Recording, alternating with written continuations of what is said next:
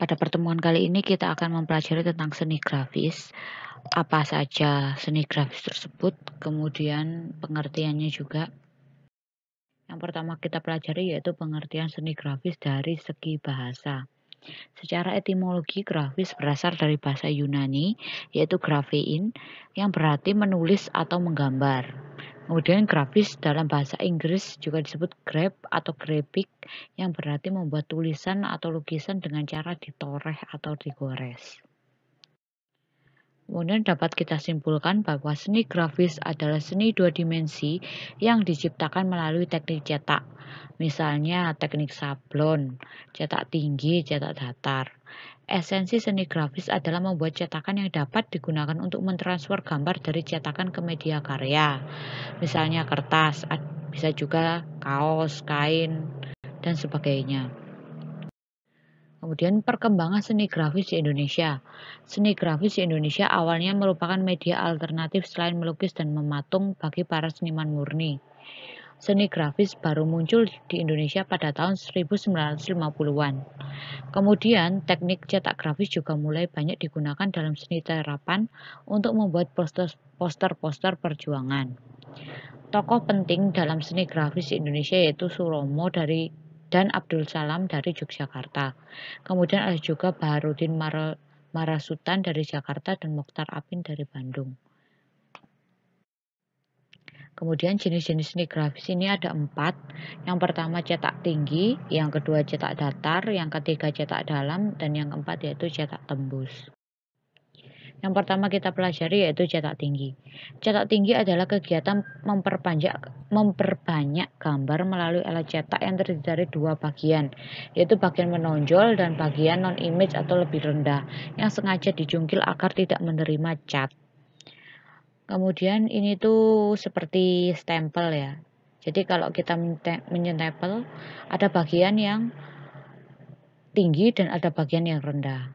Sedangkan yang untuk mencetak gambar kan hanya yang bagian tinggi saja, karena yang terkena tinta hanyalah bagian tinggi sedangkan bagian rendah tidak.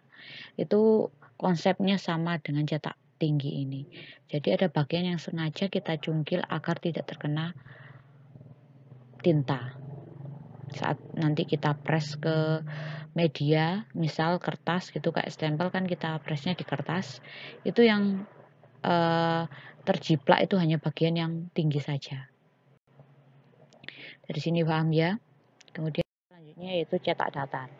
Cetak datar ini berbeda dengan cetak tinggi. Kalau cetak tinggi tadi kita cungkil, sedangkan cetak datar ini kita biarkan datar saja. Hanya menggunakan proses kimia. Cetak datar melibatkan proses kimia yang akan membuat sebagian permukaan datar dapat menolak tinta. Litografi adalah teknik yang ditemukan oleh Alois Steenfelder pada tahun 1798. Teknik ini didasarkan pada tolakan kimia minyak terhadap air. Media gambar berupa batu litograf dan beberapa cairan kimia seperti asam nitrat dan asam fosfat. Jadi cetak datar ini kita menggambar di sebuah batu, yaitu batunya namanya litograf. Kemudian kita beri zat kimia di atasnya. Ini pencampuran zat kimia yang diletakkan di batu akan mengakibatkan terjadi reaksi kimia yang akan membuat area yang telah digambar menerima tinta litograf. Setelah proses kimia batu terjadi, maka tinta litograf dapat disapukan pada permukaan batu. Tinta hanya akan melekat pada partikel tinta berminyak yang telah digambar dan ditolak oleh bagian lain.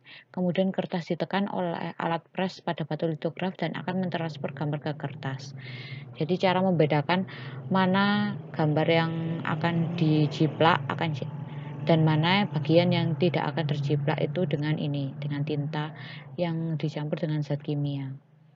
Jadi berbeda ya dengan yang tadi dijungkil sama tidak. Kalau ini hanya datar tapi dikasih zat kimia. Kemudian yang cetak dalam, kalau cetak dalam ini kebalikan dari cetak tinggi. Cetak dalam adalah kebalikan dari cetak tinggi, di mana pada teknik ini justru bagian yang lebih rendah yang akan menghasilkan gambar. Cetak dalam dibuat menggunakan bahan aluminium atau kuningan yang permukaannya ditoreh hingga menghasilkan goresan yang dalam. Kemudian tinta dibalurkan di atasnya. Biasanya permukaan akan dilap dan hanya menyisakan tinta yang di bagian dalam permukaan.